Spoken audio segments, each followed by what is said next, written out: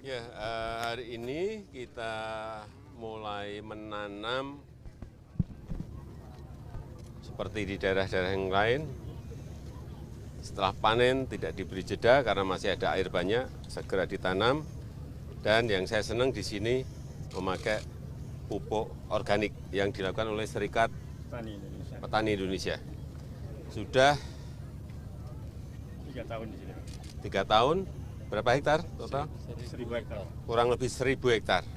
Semuanya organik dan biaya untuk pupuknya yang biasanya per hektar bisa sampai 5 sampai 6 juta per hektar, di sini hanya antara 100 sampai 500 ribu per hektar. Ini yang saya kira kalau bisa dikembangkan di daerah yang lain seperti yang dilakukan oleh Serikat Petani Indonesia, ini akan banyak mengurangi kos yang harus dikeluarkan petani dan tidak ketergantungan kepada pupuk-pupuk kimia. Tergantung pada industri pupuk kimia, tergantung pada import bahan baku dari pupuk-pupuk kimia yang sekarang ini terjadi. Sehingga jangan sampai ada keluhan, wah Pak pupuknya sulit. Ya memang sulit, semua negara urusan pupuk memang sulit. Tetapi ada pilihan-pilihan dan ini sudah dimulai oleh Serikat Petani Indonesia. Saya kira bagus sekali. Dan hasilnya juga di awal memang agak turun dikit. Tapi setelah itu meningkat malahan. Ini yang bagus. Yang kedua juga memperbaiki lingkungan. Ekosistem yang ada di sini menjadi tumbuh kembali. Cacing-cacing mulai banyak, belut mulai banyak, katak mulai banyak. Ini akan mulai lagi. Ekologinya akan terperbaiki kembali. Dorongan untuk Kementan, Pak, terkait pupuk organik seperti apa nanti? Ya ini tadi saya sudah memerintahkan ke Mentan untuk dikembangkan di provinsi lain, bukan hanya di Jawa Timur, tapi di provinsi lain, di kabupaten yang lain. Tetapi problemnya memang petani harus memiliki paling tidak satu keluarga itu 2 ekor sapi.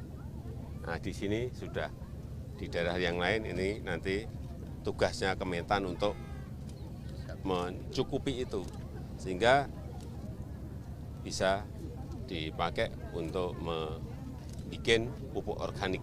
Ya.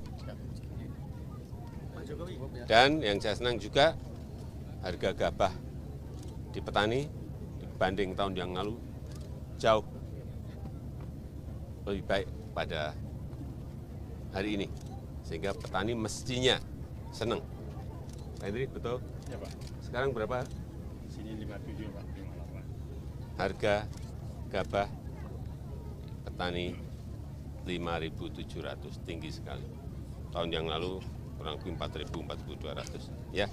Pak, terkait penolakan WordPress di Bali itu untuk tim Israel itu gimana? Penolakan terkait dengan penolakan tim Israel datang ke WordPress. Saya belum dapat laporan. Ya. Gubernur Bali kan Pak. Saya belum dapat laporan. Rencana beras impor 2 juta itu progresnya seperti apa, Pak? Apa? 2 juta ton rencana beras impor.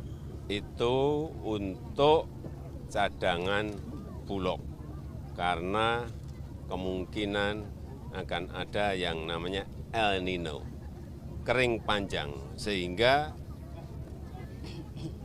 Bulog, Badan Pangan mempersiapkan diri dengan memperkuat cadangan berasnya. Jangan sampai nanti pas sudah musim kering panjang, kita bingung mau beli beras ke Thailand, ke Vietnam, ke India, ke Pakistan, barangnya nggak ada. Ini yang kita hindari, karena El Nino tidak hanya di Indonesia saja, di negara-negara itu juga terjadi. Sehingga itu mengantisipasi. Dan itu tidak mengganggu harga gabah petani. Tadi sudah disampaikan oleh Pak Henry Saragih. Dan datangnya juga bertahap. Ya. LMDA yang kesulitan pupuk Pak terkait dengan LMDA yang petani jagung yang saat ini kesulitan pupuk. Tadi di depan kan sudah saya sampaikan bahwa pupuk itu kurang di semua negara.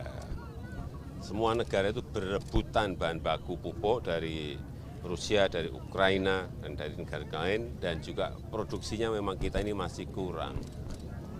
Sehingga di tingkat petani, baik petani beras atau hortikultura maupun yang lain, atau perkebunan, rebutan yang namanya barang, yang namanya pupuk. Ya, cukup.